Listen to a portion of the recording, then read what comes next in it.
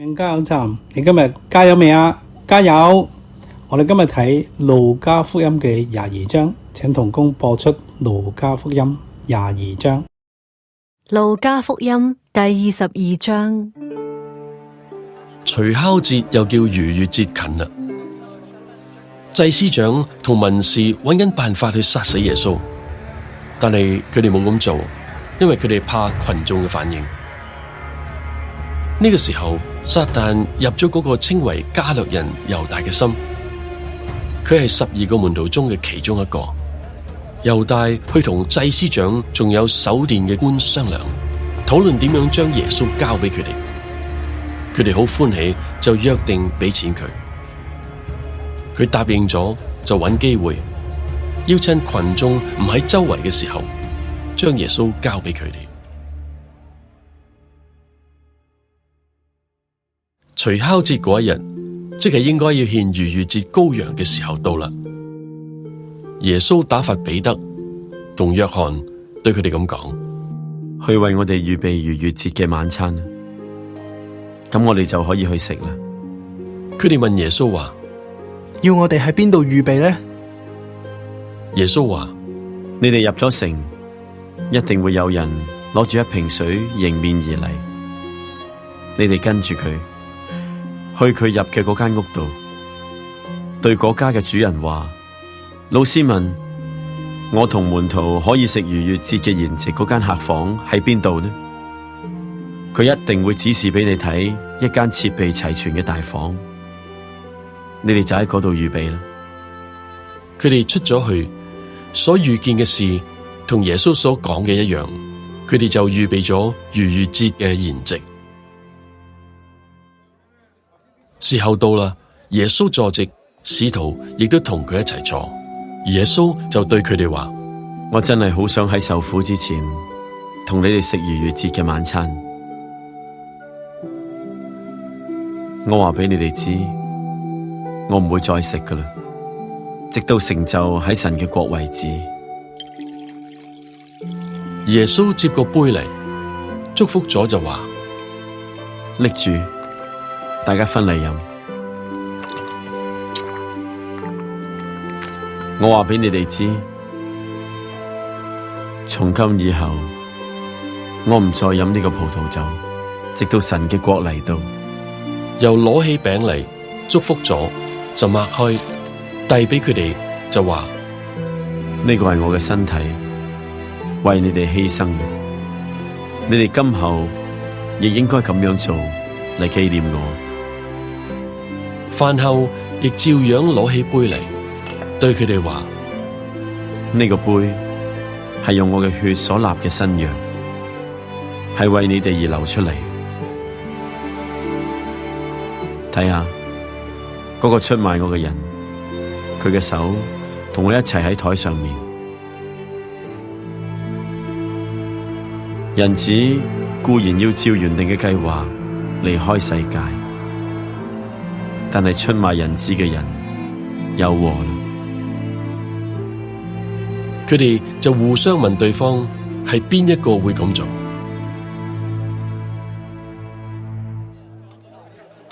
門徒就為佢哋中間邊一個算為最大起咗爭議。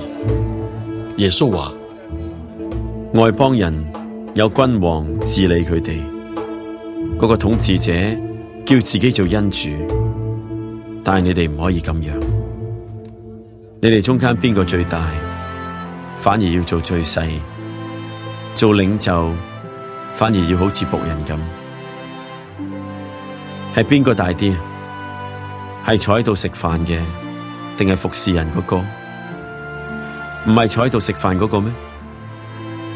但係我喺你哋中間，就好似僕人咁。我喺磨練之中，時時同我一齊嘅就係你哋。我將國賜俾你哋，正如爸爸賜俾我一樣。等你哋喺我嘅國入面，同我一齊飲食，並且坐喺寶座上審判以色列12個支派。主又話：西門啊，西門，撒旦想要得着你哋，要篩你哋，好似篩啲麥咁。但係我已經為你祈求，等你不至於失去信心。你回頭之後，要堅固你嘅弟兄。彼得話：主啊，我就算同你坐監，同你受死，亦都係甘心嘅。耶穌話：彼得，我話俾你知，今日雞啼之前，你會3次唔認我。耶穌又對佢哋話：以前我差你哋出去嘅時候，你哋冇錢袋、冇袋、冇鞋，有冇缺少過啲乜嘢？佢哋話：冇。耶穌話：但係而家有錢袋嘅可以帶住，有袋嘅都可以拎住，冇刀嘅可以賣咗啲衫買刀。我話俾你哋知，經上面寫住，佢會被列喺罪犯之中。呢句說話一定要應驗喺我身上，因為嗰啲同我有關嘅事一定要成就。佢哋話：主啊，請你睇下，呢度有2把刀。耶穌話：足夠啦。耶穌出嚟，照常去咗橄欖山，門徒亦都跟隨住佢去。到咗嗰個地方，就對佢哋話：你哋要禱告，免得陷入迷惑。然後佢走開，喺約莫掟一嚿石頭咁遠嘅地方，就跪低禱告。爸爸，你如果願意，就將呢個杯拎走，但係唔好照我嘅意思，照你嘅意思啦。有一位天使從天上顯現，加添咗佢嘅力量。耶穌極其傷痛，禱告更加懇切，汗珠好似大血點咁樣滴喺地上邊。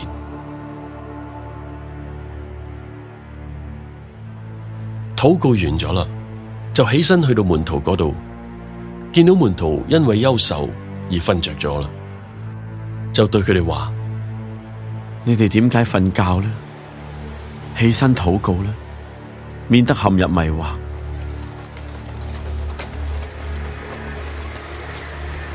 說話未講完，就嚟咗好多人。12個門徒，其中一位名叫猶大嘅，行喺前頭，行近耶穌，要同佢親吻。耶穌對佢話：猶大，你用親吻嘅暗號出賣人子。左右嘅人見形勢唔好，就話：主啊，我哋攞刀斬，可唔可以？當中有一個人對大祭司嘅僕人斬咗一刀，削咗佢右邊嘅耳仔。耶穌話：由得佢哋啦。就摸嗰個人嘅耳仔，將佢醫好咗。耶穌對嗰啲嚟捉佢嘅祭司長、守殿官同埋長老咁話：你哋帶住刀同埋棍出嚟捉我，好似捉賊咁嘅。我日日同你哋喺聖殿入面，你哋唔出手捉我。而家係你哋嘅時間啦，黑暗掌權。佢哋捉住耶穌，將佢帶到大祭司嘅住宅。彼得遠遠咁樣跟住佢。佢哋喺庭院裏邊透咗個火，坐埋一齊。彼得亦坐喺佢哋中間。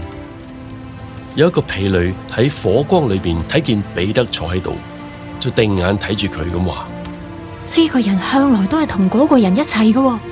彼得卻係唔承認，就對佢話：姑娘，我唔識佢喎。過咗一陣，又有一個人見到佢，就對佢話：你亦係同佢哋一黨嘅喎。彼得話：你呢個人呢？我唔係啊。大概過咗1個鐘頭，又有一個人極力咁話：佢其實同嗰個人一齊嘅，因為佢係加利利人嚟噶嘛。彼得話：大佬啊，我都唔知你講咩。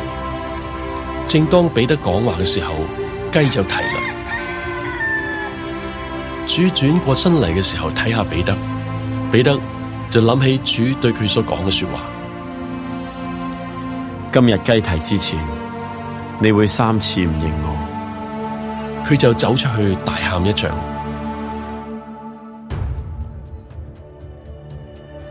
看守耶穌嘅人戲弄佢，打佢，又蒙住佢雙眼就問佢：你係先知？話俾我哋知啊！打你嗰個係邊個？佢哋仲用好多其他嘅說話去侮辱佢。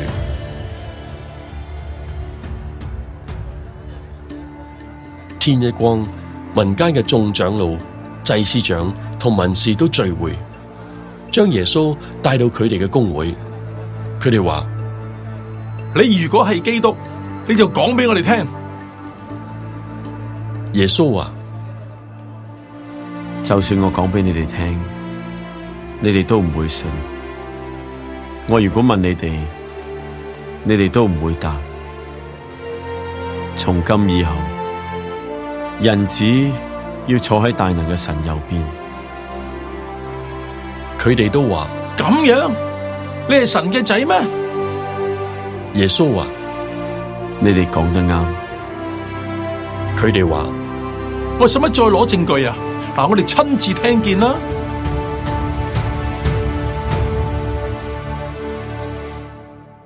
好，我哋有5分鐘嘅時間去默想呢一章嘅經文。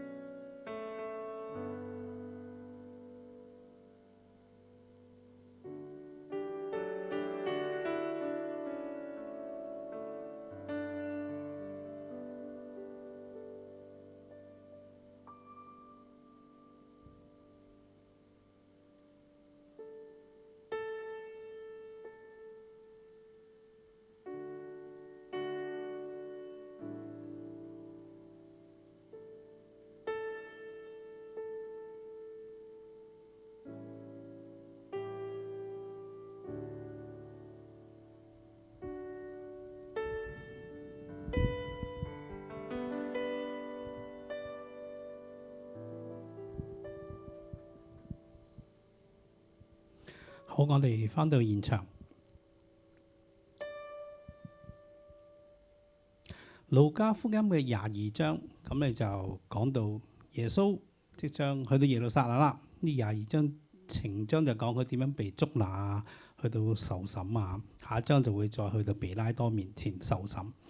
喺聖誕節之後，我哋去紀念耶穌為我哋所擺上嘅一切。呢度佢話除酵節其實又名逾越節，咁樣除酵節同逾越節咧通常一齊嘅。逾越節咧就係尼散月嘅14日，除酵節咧就15到21日，咁咧就係差唔多一個禮拜多啲嘅時間咧，通常係講一齊。咁啊呢個逾越就係紀念咧，即係上帝拯救以色列人脫離埃及嗰個壓迫啦，帶領佢哋出埃及咁樣。咁呢個咧，咁耶穌受難亦都係逾越節好相近嘅，咁就係都表明耶穌就係嗰個挽回，就係要救贖世人脫離罪惡嗰樣嘢啦。好啦，咁呢度就係講咗祭司長同文士想法子點樣殺害耶穌，只因他們懼怕百姓。咁我哋從前幾章我知道啦，因為耶穌不斷你哋都去挑戰佢哋嘅權威啊，指出佢哋嘅問題啊，甚至話佢哋法利賽人有禍啦，即係都毫無留情面咁去表達對佢哋嘅指出佢哋嘅錯誤，所以佢哋咧一直咧，因為佢哋覺得權威受到呢一個嘅挑戰啊嘛，佢哋係高高在上嘛。祭司長咧，其實以前咧係大祭司係終身職任嚟，但係因為政治嘅干預咧，呢個祭司長咧就好似大祭司咁，即係比較喺祭司裏面一個領袖啦，你可以當咁樣。咁但係因為已經唔係終身嘅職任啦，咁譬如而家呢個大祭司咧係巡撫委任嘅咁樣，咁但係啲人咧仍然咧尊崇前任嘅大祭司，即係亞拿咧就係呢一個大祭司嘅岳父嚟嘅，作為真正嘅大祭司咁樣。咁所以就唔緊要啦。總之祭司長就係一個祭司裏面嘅領袖啦，你話咁樣理解啦。咁已經唔係終身職任嗰啲大祭司啦。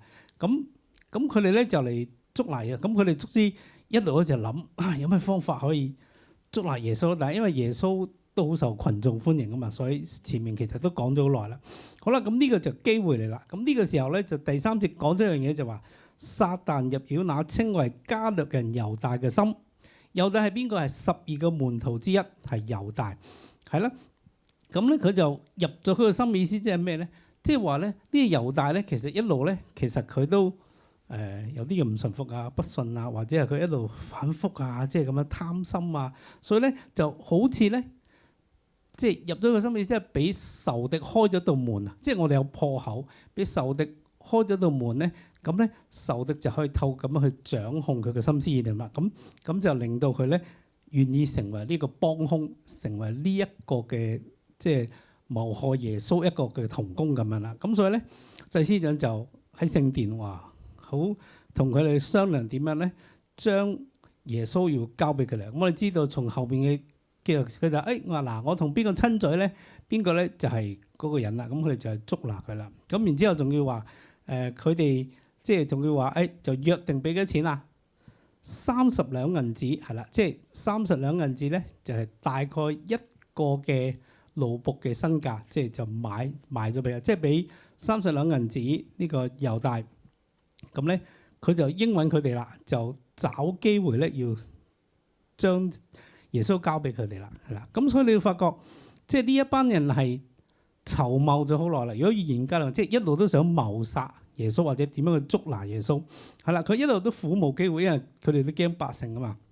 咁所以咧，佢就等待呢個機會咧，等咗好耐啦。咁所以咧，佢就係要咁啱有個人係佢圈子人啊，12門徒喎，同耶穌非常之親近啦。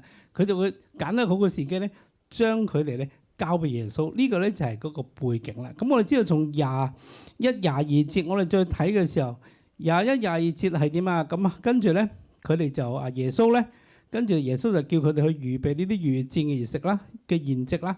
7到13節啦，咁就耶穌就要做逾越節啦。佢就你哋去揾個地方，咁門徒就佢叫咗彼得約翰去啦。彼得約翰去就入咗城咧，咁有啲人就即係親自咧帶佢哋去嗰個地方啦，就真係為佢哋預備咗個逾越節嘅筵席嘅地方啦。咁好似咧，耶穌之前咪叫門徒去嗱，你去揾個人啦，有個爐會俾你啦。咁嗰個人真係俾佢喎。今次咧，耶穌就話你去揾個地方啦。咁嗰個啲人又為佢預備咗一啲嘅地方啦。咁然之後咧，佢哋就去。食呢個逾越節嘅筵席啦，係啦。好啦，咁呢個逾越節嘅食呢個逾越節羊羔，亦都代表耶穌其實就係嗰個逾越節嗰個羊羔啦。好啦，咁之後咪最後晚餐咯，係咪？最後晚餐嗰陣時咧，耶穌咧其實講咗一啲嘅，喺21節嗰陣時就話：看啊，那賣我之人的手與我一同在桌子上。22節佢話：人子叫人要所預定的去世，但賣人子的有禍了。其實喺嗰個過程嘅當中，耶穌依然咧同我哋擘餅啊，即係杯啊，解釋翻呢一個嘅擘餅聖餐嗰個意義。然之後耶穌講咗一句：那賣我之人的手與我一同在桌子上。咁所以你就話：好似猶大知唔知係邊個？佢知唔知佢出賣啊？知道係咪？嗱呢度咧耶穌冇講出邊個係喎。所以其實你會睇到咧。佢話咧，人子固然要做得所預定的去世，即是話耶穌係按預定嘅就一定去世啦。咁但係佢話賣人子的有禍了。咁佢呢個嘅意思，佢話即係猶大都要承擔佢所承擔嗰個責任嘅，係咪？但係耶穌呢度係冇俾機會佢悔改啊。其實係有嘅，係咪？耶穌就話呢度冇直接指出哇邊個就係賣我嘅。咁但係其實如果呢個時候，咁但係我哋知道喺其他福音咪講啦，我餅俾邊個咧，邊個就係嗰個人啦。咁但係其實呢個時候其實仲有一個悔改嘅機會，因為耶穌已經直接指出嗰個問題啦。如果猶大願意悔改嘅時候咧，其實佢係可以悔改，但係猶大我哋知道猶大係冇接受咗呢個神俾佢嘅機會咧，所以猶大繼續去做啦。咁所以佢話有禍啦。咁所以猶大係要承擔佢嗰個責任啊。佢個責任係乜嘢啊？最終我哋知道佢後尾後悔啦，想退翻錢俾祭司上，祭司就話你自己搞掂啦。最後猶大係上吊自殺死咗嘅，係啦。咁我哋睇到即係呢一個悔改咧係好重要嘅。呢個悔改咧，如果你願意悔改咧，其實神係會俾機會我哋悔改嘅。神係願意俾嗰個悔改，但係如果我哋硬着頸項咧，依然咧係即係順從自己咧，係唔順從聖靈咧，其實最終嘅結果咧，其實我哋每個人所做嘅咧，我哋都會為自己承擔一啲責任嘅。但係呢度俾我哋睇到神願意俾我哋悔改，但係人係咪願意選擇去悔改？咁後邊我哋會睇到一個真實悔改嘅例子，就係彼得啦。我一陣間再講啦。咁我呢個就會睇到係啦，我哋所以要留意翻，我哋要小心我哋嘅心思意念，因為心思意念咧就會俾仇敵有機會去掌控我哋，甚至去藉着呢樣嘢去控制我哋。如果我哋嘅心思意念咧係事上咧係充斥一啲地上嘅心思意念啊，或者係唔順服啊，或者係所有呢啲污穢思想，你最終你會被佢嚟到去掌控嘅。唯有我哋咧時常咧被聖靈，所以聖經點解話我哋時常被聖靈充滿？唯有我哋時常被聖充滿嘅時候咧，我哋先能夠有力量去勝過我哋嘅老我，我哋先有能力咧嚟到去突破呢啲嘅限制。所以盼望聖靈幫助我哋，我哋要打開我哋嘅心，讓聖靈多啲去充滿我哋，以致我哋可以掌控我哋。而家我哋冇咁多機會俾仇敵嚟到去做嘢啊，係咪？因為仇敵撒旦入咗佢嘅心。如果我哋時常與聖靈同在嘅，仇敵係冇機會嘅。即係我哋冇生命當中冇破口嘅，冇犯罪嘅，仇敵係冇機會嚟到掌控我哋嘅心思意念嘅。所以呢個俾我一個提醒啦。第二個就係一個要有一個真實嘅悔改啦。好啦，咁我哋跟住再睇落去啦。咁好啦，咁跟住咧就耶穌就坐席啦，同我哋話耶穌就話。我願意喺受害以先，耶穌知道佢即將上十字架啦，同你吃呢個逾越節嘅筵席係啦。咁亦都耶穌話：我告訴你，我不再喝這筵席，直到成就在神的國裏面。咁於是耶穌就係我哋擘餅，點解我哋擘餅成日都會話呢個咧？佢第17節講咧，就係耶穌祝謝你哋攞呢個大家分着喝。從今以後，我不再喝這葡萄汁，直等到神的國來了。又拿起餅嚟祝謝了，擘開，大家咪。他們說：這是我身體為你們捨的，你們應當如此行為的事紀念我。你見牧師通常擘餅嘅時候就會講呢一句啦：這是我的身體為你哋捨的，你應當如此為式紀念我。攞起杯來，亦都話呢個杯就代表我用血同你立嘅新約。咁呢個就係擘餅嗰個意義啦。擘餅嘅意義呢度我就唔詳細去講啦。咁反而喺擘餅當中又發生咗一件事，呢件事係點啊？就係24節咧，佢話門徒又爭論啦。佢哋中間邊個算為大咧？係啦，咁呢其實呢一段嘅經文咧，其實好多福音都有記載。通常咧差唔多4福音都有記載耶穌呢個受難啊咁樣。係啦，咁佢哋就喺爭論邊個為大啦。咁耶穌就話啦，外邦人咧就有君王治理佢哋，咁掌權咧就稱佢哋恩主係啦。但係你哋唔可以咁樣，佢話你哋裏頭為大的，都要像年幼的；為首的，早要像服侍人的。是誰為大呢？是坐席呢？是服侍人的，不是坐席的大嗎？然而我在你們中間如同服侍人的。呢度耶穌就講咗，你哋嘅爭為大，甚至前有啲福音有講係咪？約翰雅各阿媽話：主啊，可唔可以叫我呢個仔女一個坐你左邊，一個坐你右邊啊？嗰啲門徒啊嬲死佢哋啦，係咪？咁然之後咧。即係佢哋就話：覺得坐喺耶穌左邊呢個為大啦。咁呢度佢哋喺度爭論啊。咁然之後咧，耶穌同佢講：甘願為首，其他經文講啦，甘願為首嘅咧，你哋就要必作眾人嘅僕人。甘願為首，正係我星期日所講，甘願為首必信眾人。耶穌話：你哋唔好。耶穌想話俾佢哋聽咧。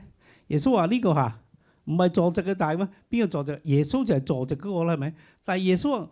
雖然係坐席嘅大，但係我喺你哋中間如同服侍人嘅。然之後耶穌再做咗一樣嘢係乜嘢啊？幫門徒洗腳啊嘛。夫子幫學生洗腳係非常之唔應該嘅。耶穌呢度講話我係坐席嘅，但係我好似服侍人咁樣去嚟到去服侍你哋。所以耶穌想話俾你聽，呢個僕人領袖嘅服侍，呢個嘅服侍唔係話邊個大邊個有權，邊個話事邊個就可以掌握一切，而呢個僕人嘅領袖嘅服侍咧，就係你願意為大嘅，你就會去服侍，你就會謙卑自己，好似年幼咁樣為眾人去服侍。呢一個先係嗰一個嘅領袖應有嘅態度。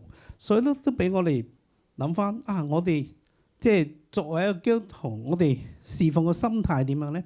我哋係想去一啲高位，我哋去一啲俾人見到嘅角色，定係我哋其實有一個謙卑嘅心，一個僕人領袖嘅心態咧，我哋有服侍，我哋默默地去服侍，我哋願意唔計較你哋服侍，我哋願意 even 我哋係可能你係組長，我哋依然好謙卑嘅去服侍眾人咁樣服侍，唔係覺得我組長我權柄你要聽我，或者我係傳道你哋要聽我，唔係咁樣嘅，因為所有呢啲嘅服侍都係用你嘅生命係帶出個影響力嘅。如果你有生命嘅，有人自然會跟隨你。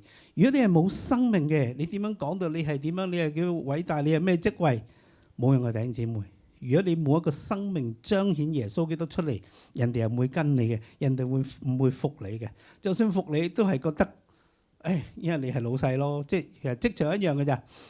如果你係老細，你覺得你係manager，個個都要跟你，冇錯。職場咧啲人係會跟多啲，因為冇辦法，佢哋一定要咁樣。但係實際嘅心裏面都係唔服嘅。但係如果你可以活出一個僕人式嘅領袖，你係謙卑嘅、願意嘅去服侍佢哋嘅，咁啲人就會好願意同你同心同德，一同嚟到去同你一齊打拼江山，一齊咧同你嚟到去赴湯蹈火，在所不辭啊！都要同你一齊去成就一啲嘅事情，達成呢個目標。但係如果你唔係嘅，如果你對佢哋唔好，你覺得你係高高在上嘅，你係領袖，你要聽我嘅，咁對唔住啦。應該冇乜人跟你嘅，你嘅人際關係都唔會好得去邊嘅。所以呢個咧，俾我睇到耶穌自己做咗個榜樣，佢就係一個謙卑嘅。佢雖然係夫子，佢仲要同你哋洗腳。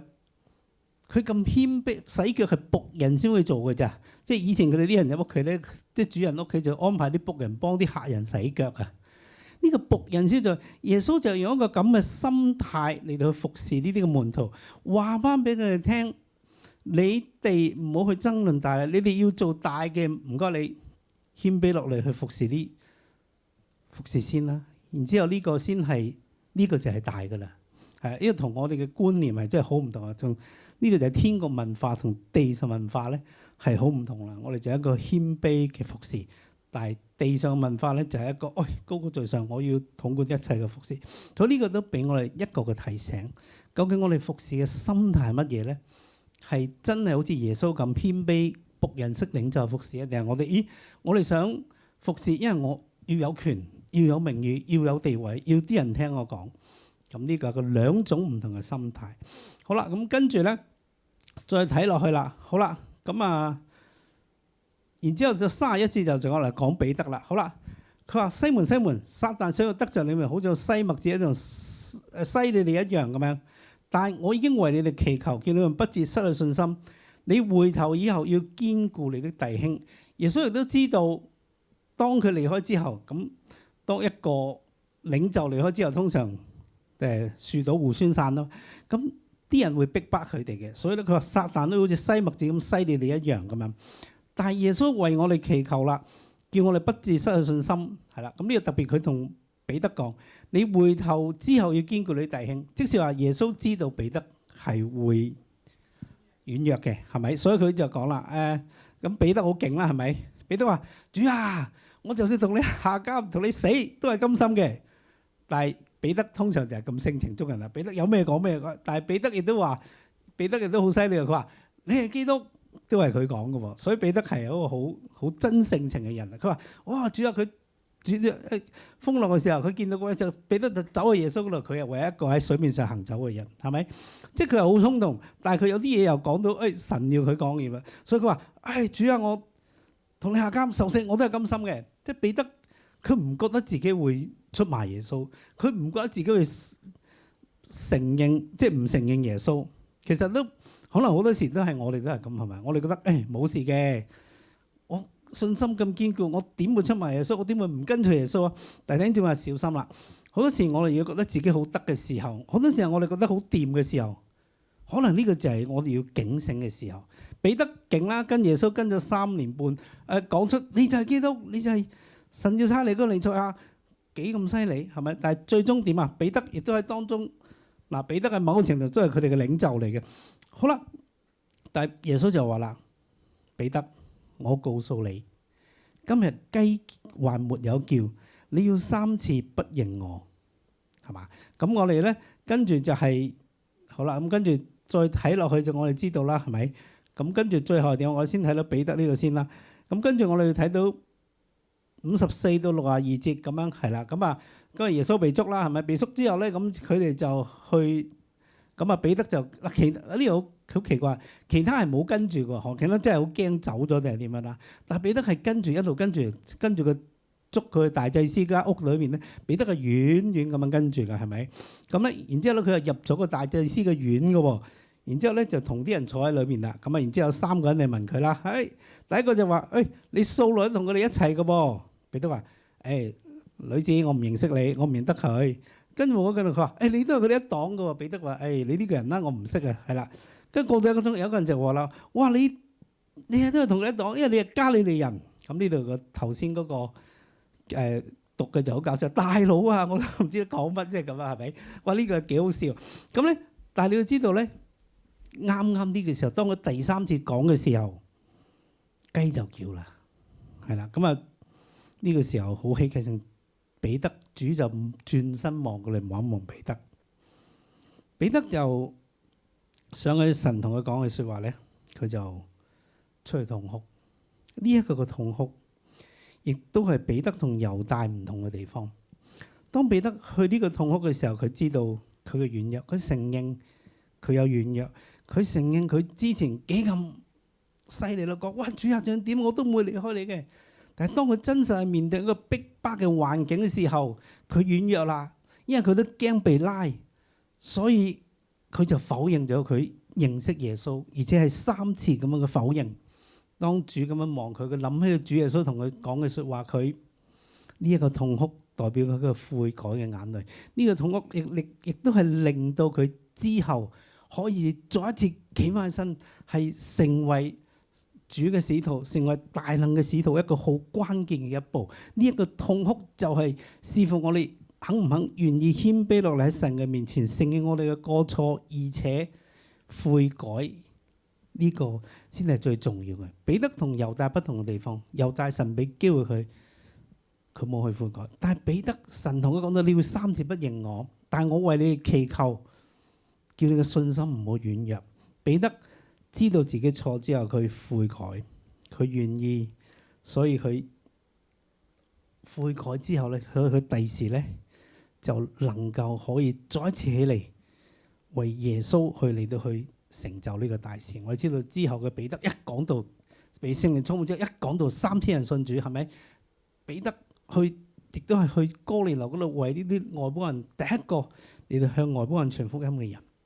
然之後當耶穌復活之後，再堅固佢咧，問咗佢3次：你愛我比這些更深嘛？係嘛？咁我哋可能知道耶穌係幾咁痛錫呢個彼得，係咪？咁所以咧，彼得咧就俾佢睇到，或者猶大同俾佢睇到，冇錯，我哋有軟弱，我哋會犯錯，甚至會犯罪。但係我哋一個好重要嘅關鍵咧，就係我哋唔好硬着頸項，我哋係需要去到神嘅面前痛哭流淚悔改。痛哭流淚係講緊係悔改，唔係你喊咗之後你唔悔改都係冇用嘅。你願意由心底你咪去悔改。當你願意悔改嘅時候咧，神係願意俾呢個機會我哋嘅，因為神已經為你祈禱，叫我哋信心唔好失腳。神已經係為我哋去做一個保護，以至到我哋咧可以繼續行呢條天國嘅道路。所以當耶穌復嘅時候，佢再一次堅固彼得嘅心，問佢：你愛我比這些更深嘛？其實耶穌就回應佢，問佢3次，回應佢3次嘅軟弱。所以再一次堅固嘅時候，當彼得被聖靈充滿嘅時候，佢就成為一個大能嘅勇士。佢就為神咧，甚至俾公會受審都唔驚喎，係咪？佢呢度好驚俾人拉嘛。但係佢之後佢俾佢捉去公會嘅時候，佢話：順從神，唔順從人，你哋自己諗一諗啦。順從神係應該嘅，唔應該順從人嘅。幾咁有吉士，幾咁有 powerful， 係咪？就係當佢被堅固之後，佢被聖靈充滿之後咧，就帶出呢一種咁樣嘅能力。所以呢一個悔改帶嚟嘅能力咧，係好重要嘅。所以無論我哋做到點樣都好，點樣錯都好，我哋只要去翻神嘅面前，神係有無盡嘅愛嚟到接納我哋。當然，我成日都要強調，我哋唔好濫用神嘅恩典，因為我哋唔知道咩時候突然間神再嚟嘅時候，你失落呢個恩典，所以我哋依然要警醒，我哋唔好濫用神嘅恩典，我哋就要繼續去持守喺呢一度。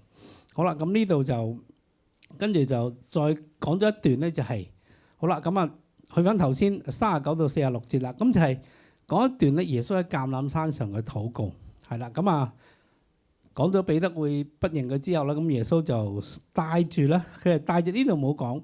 佢就去橄欖山，其實係帶住彼得、約翰、雅各呢3個比較親密啲嘅門徒。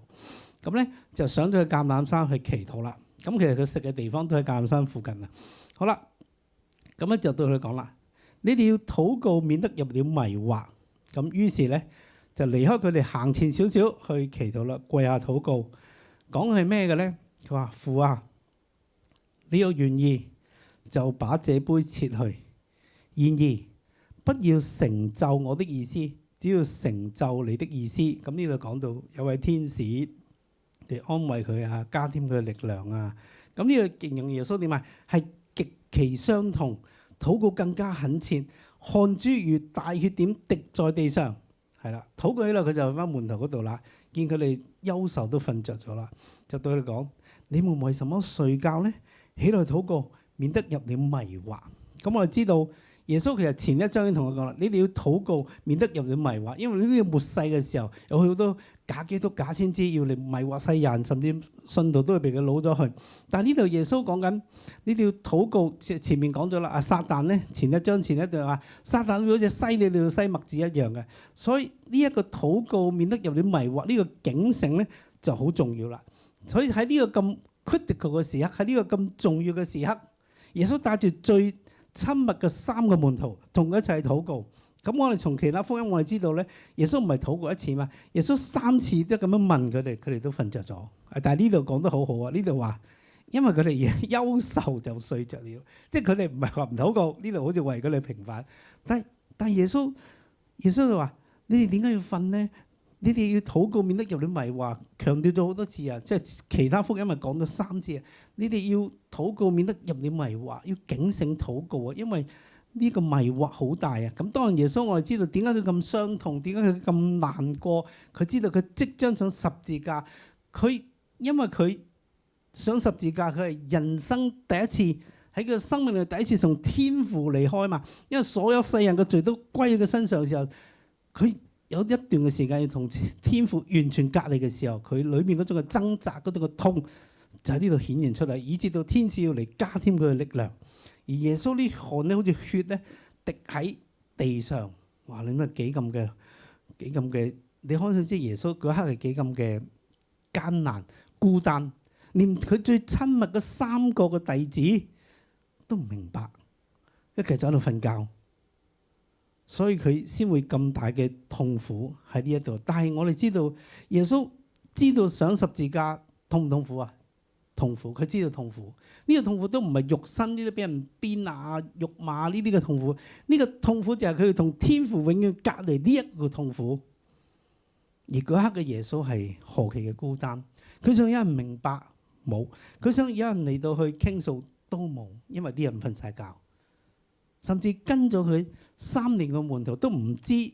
如果我哋講得俗啲，都仲係霎下都唔知耶穌仲要去上門徒。唯有一個瑪利亞知道耶穌要受呢個苦難，為佢預先用香膏膏抹咗佢，反而跟咗佢3年幾嘅門徒，完全唔知道耶穌佢即將上呢個十字架受呢個痛苦。所以呢一個耶穌係好孤單，冇人明白，佢一個人去面對。但係佢為着呢一個世人，佢仍然要行上。所以佢話：父啊，你若願意，就把這杯撤去。然而不要成就我的意思，只要成就你的意思。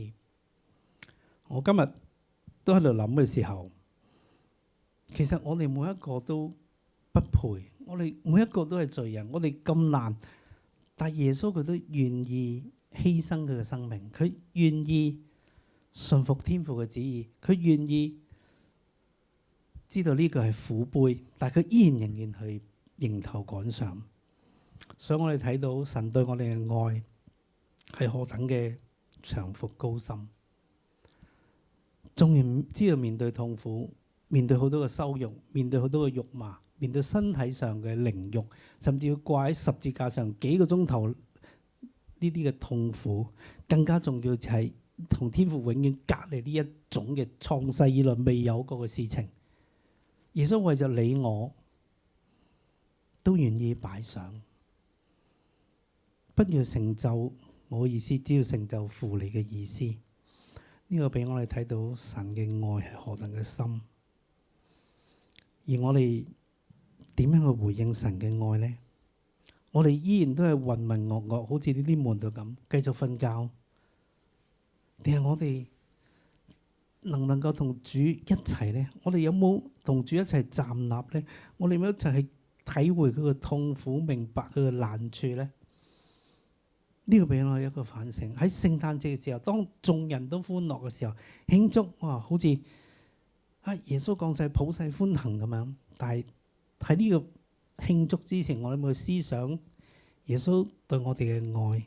耶穌個受嘅痛苦係為着我哋，完完全全為着我哋。佢其實唔需要受呢啲苦，但係佢為着你我，為着要拯救呢個世人，為着我哋叫我哋從呢個焚黑中拯救出嚟，佢願意行上呢個十字架嘅道路。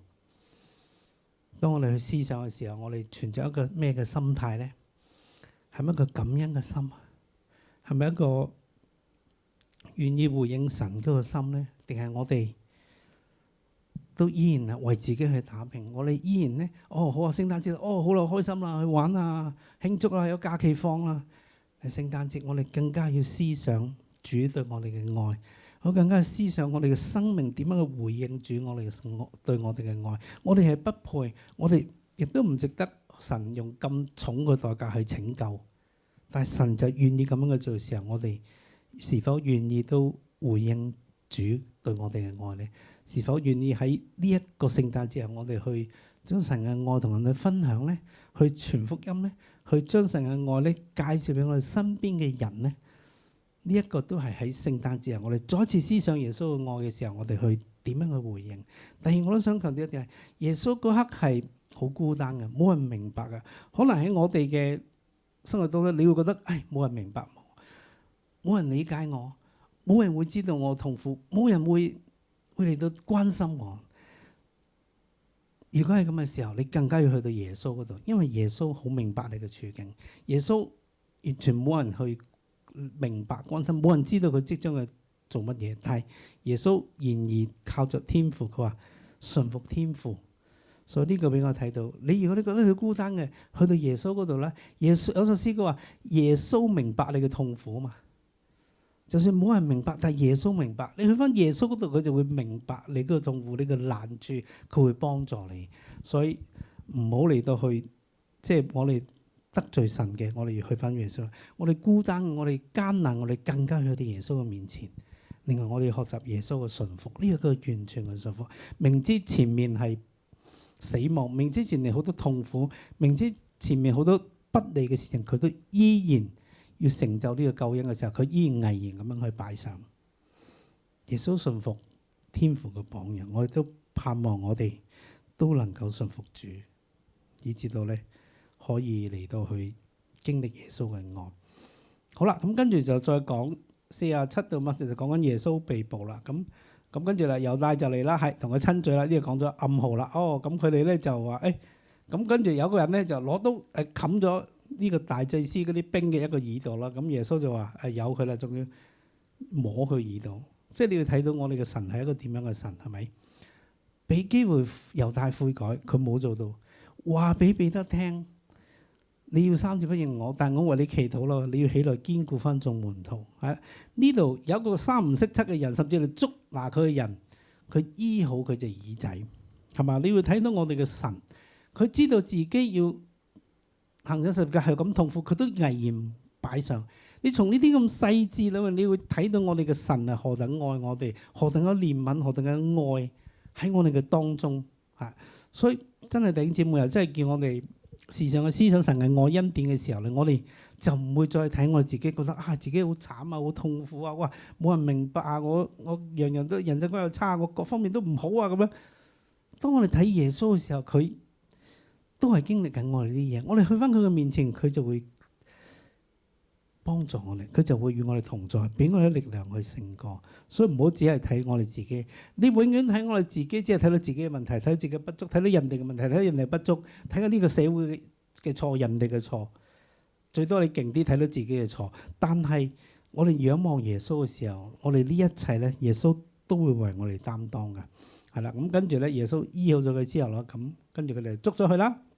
好啦，咁即係頭先講咗啦，就講咗係彼得有3次嘅不認主啦嚇，咁啊，然之後再落去咧，好啦，咁之後到63節開始咧，咁啲人就戲弄佢啦，咁啊，就蒙住佢眼打佢嗱，如果你係先知，話俾你我聽邊個打你啊咁樣，係啦，咁啊有好多説話辱罵佢啦，係嘛，咁啊到天一亮咧就帶佢去到祭司啊、長老啊嘅公會啦，公會就係由祭司啊、文士啊、長老組成嘅猶太嘅公會，就可以處理佢哋自己宗教嘅所有嘅事務都可以處理嘅，係啦，咁啊帶咗去啦，咁就係咁佢哋就要問佢，因為佢哋都要扮下嘢都要做噶嘛，係咪？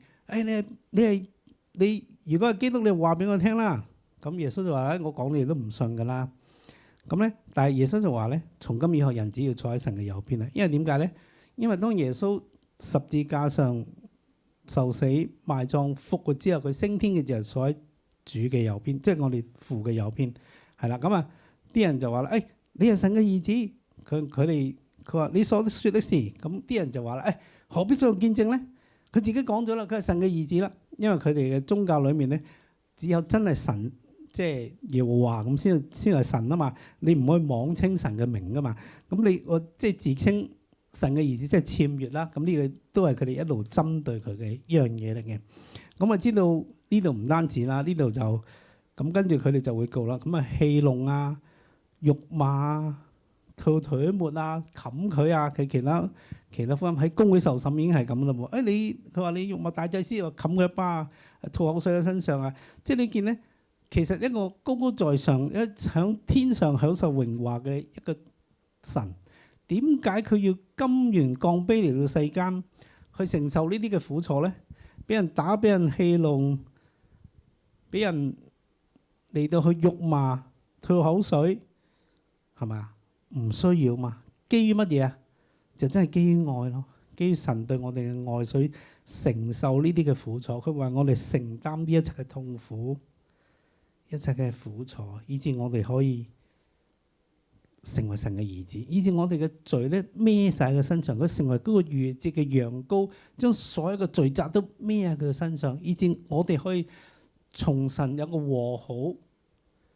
我哋從神和好之後咧，我哋先能夠去到神嘅面前，因為唯有耶穌先係嗰個道路、真理、生命，係唯有藉着佢咧，我哋先能去到父嗰度。所以耶穌佢因着呢一個嘅使命，佢願意放低佢自己，願意嘅嚟到去甘願承受呢啲嘅苦楚。再一次強調係為咗你同我，我哋原本係不配嘅，我哋原本係喺呢個嘅墳堆喺淤泥裏邊嘅，但係耶穌將我哋提拔，耶穌將我哋從呢啲嘅深淵裏面拯救出嚟，去到父神嘅面前，可以成為一個神嘅兒女，有一個咁尊貴嘅身份，同神一個咁好嘅關係，同神有一個和好。創世以嚟由伊甸亞當犯罪一路到耶穌嚟到當中，我哋可以去返神嘅面前，呢個係一個莫大嘅恩典，呢個係神俾我哋一個莫大嘅愛。所以盼望藉着呢一章嘅經文，我哋再一次去思想我哋呢位嘅神，我哋呢位耶穌基督，佢原本喺享受天上嘅榮華，但係佢為着你我，佢願意紆尊降卑，成為人子，受人嘅限制，甚至咧係承受一切嘅辱罵、責打、指責。我哋知道十字架佢受一切嘅鞭傷，一切嘅痛苦，甚至喺十字架上死去佢嘅生命，就係要為着你同埋我。神嘅愛，佢亦都神嘅憐憫，佢俾我哋有悔改嘅機會。佢憐憫嗰個受傷嘅呢一個嘅兵丁，佢俾我哋悔改嘅機會。所以我哋要做嘅乜嘢啊？我哋就唔好似猶大咁硬著頸項，我哋就好似彼得咁願意悔改痛哭，去到神嘅面前痛哭，承認我哋嘅過犯，從心底裏面去悔改，承認過犯，而且我哋願意被神嘅愛嚟到觸摸嘅時候，我哋信心堅固，再一次企翻起身為神去作見證。呢個就係彼得嗰個生命。我哋要回應嘅就係一位咁愛我哋嘅主嘅時候，我哋有一位咁愛我哋嘅主嘅時候，我哋點樣我哋生命去回應佢嘅愛咧？定係我哋依然仍我哋依然咧嚟到去為自己去將來籌算咧？我哋有冇願意為就呢位咁愛我哋主，甚至願意為我哋捨棄生命呢位嘅主獻上我哋一切咧，擺上我哋嘅心去回應佢咧？我哋有冇去警醒禱告咧，以致我哋唔會受呢啲嘅迷惑咧？所以呢個都係呢一章嘅經文俾我哋一啲嘅提醒，盼望我哋嚟到百家人，我哋喺慶祝聖誕嘅時候，我哋都能夠去先去思想神對我哋嘅愛，然後我哋都願意以我哋嘅生命去回應神嘅愛。好，我哋請天下傳道做一個禱告嘅回應。係啊，神羔羊耶穌，係我哋感謝你，你係逾越節嘅羔羊，預備好成為全人類嘅逾越節嘅羔羊，嚟代替我哋嘅罪，係代替嘅羔羊，背負咗世人嘅罪嘅神羔羊。係啊，主啊，你真係俾人好多悔改嘅機會，求主聖靈常光照我哋，讓我哋有真實嘅悔改，得到主寶血嘅赦免。主耶穌，你設立聖餐，就係讓我哋紀念你是逾越節嘅羔羊耶穌基督，為紀念你嘅身體為我哋捨，為紀念耶穌啲血為我哋流。求主讓我哋常在聖餐中把自己洗乾淨，近似你。耶穌，你已經立下榜樣，成為我哋最好嘅典範。你唔係以世界為大，你係以神國為大。求主俾我哋有一個謙卑嘅心態，與主同在。係啊，主你係掌權。求主讓我哋效法耶穌，如同僕人一樣謙卑嘅服侍人。求主讓我哋睇到彼得高估咗自己嘅軟弱，3次不認主。係啊，主嘅用意唔係要責備彼得，而係讓彼得睇到自己有幾咁軟弱，好叫佢有真實嘅悔改同埋倚靠主。都提醒我哋係當我哋覺得自己可以嘅時候，就唔倚靠神。我哋要快快嘅回到耶穌面前回轉，專心倚靠耶穌，不倚靠自己嘅小聰明。主啊，我哋感謝你，給我哋立下一個好榜樣，願意放下自己嘅想法，不求自己嘅想法，只求父神嘅旨意。求主讓我哋凡事上都效法主這樣嘅心態去禱告，走喺神旨意嘅道路上。係啊，主啊，喺末後嘅世代，不法嘅事真係會增多。求主讓我哋時刻警醒自己，不退縮，不放棄，有承擔，好似耶穌擺上嘅禱告，係嚟為呢個世代嚟代禱。求主幫助我哋效法你，感謝你。係啊，今天我哋得咗呢個全備嘅救恩，係因為係你擔當咗我哋嘅憂患，背負咗我哋嘅痛苦，為咗我哋過犯，你自己受傷壓傷。係啊，主啊，你受嘅刑罰我哋得平安，你受嘅鞭傷我哋得醫治。主，我哋感謝你喺十字架上面為我哋做嘅一切。係啊，如今我哋領受咗呢個恩典嘅時候，係啊，主啊，我哋要好好嘅傳揚你呢一個嘅禮物，你呢一個恩典。係啊，主啊，即係特別喺12月份聖誕節嘅時候，係啊，主啊，我哋更加要傳揚呢一個全備嘅救恩俾世人。係啊，主啊，你不願一人沉淪，乃係要多人得救。係啊，主啊，願意使你自己喺呢個世界上邊照亮每一個人。係啊，主，你溫暖每一個人。主，我哋讚美你，聽我哋嘅禱告，奉耶穌基督嘅名，阿門。我哋所有詩歌都嚟回應，我哋再一次係藉着呢首詩歌去思想耶穌對我哋嘅愛，耶穌對我哋嘅恩典，對我哋嘅憐憫，盼望我哋每一個都能夠感受到耶穌嘅愛、恩典、接納。我哋本來係一個毫無盼望嘅罪人，谦卑的君王，榮耀的君王，你甘心卑微順服，捨命在十架上，谦卑的君王，榮耀的君王，我的意志因你變生，無盡恩典我心感恩。十架的愛何等奇妙，超乎我所求所想，洗淨我罪，脫離污穢，全身公義潔白一生，十架的愛何等奇妙，我生命從此不再一樣，帶我重回天父懷抱，在永恆裡我不停歌唱，十架的愛。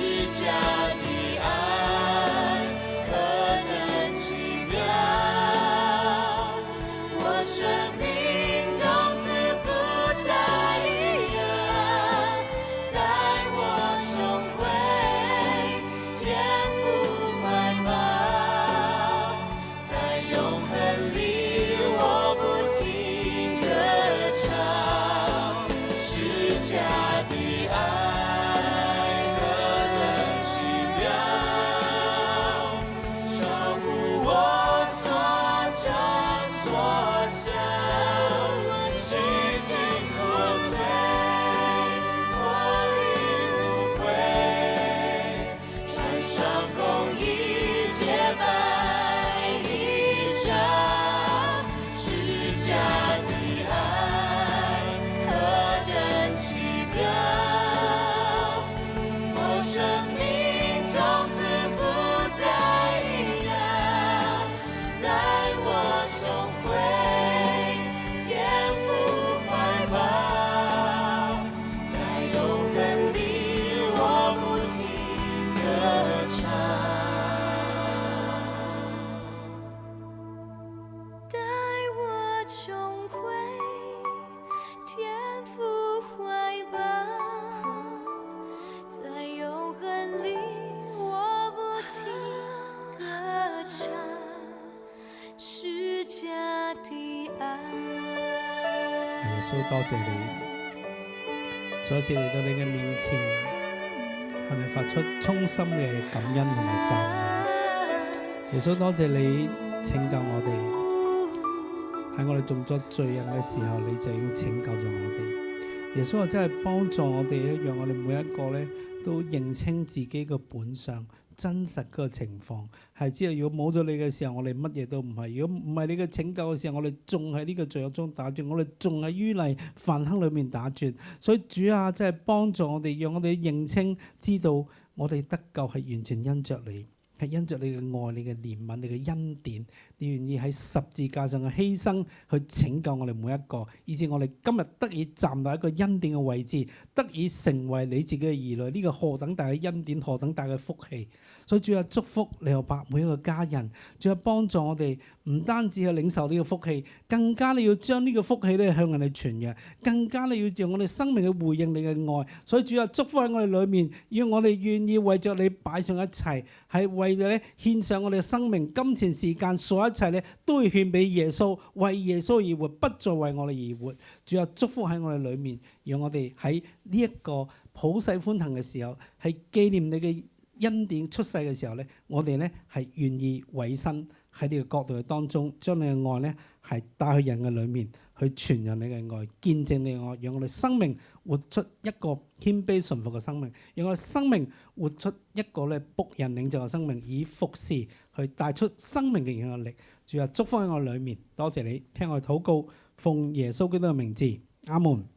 好，咁我哋咧聽日後日就係25日落聖誕節，聽日平安夜我哋出報佳音，所以呢個禮拜嘅靈命加油站咧就暫停嘅。咁我哋下個禮拜再見啦。請同工咧就播出呢個奉獻嘅資訊。既然我哋係耶穌用重價買贖翻嚟嘅，我哋所有一切都係耶穌俾我哋嘅。如果冇耶穌嘅祝福，我哋咩都唔係，我哋咩都冇。所以用我哋嘅金錢去回應耶穌對我哋嘅愛，對我哋嘅恩典，擺上我哋嘅信心。好，我哋下週見，拜拜。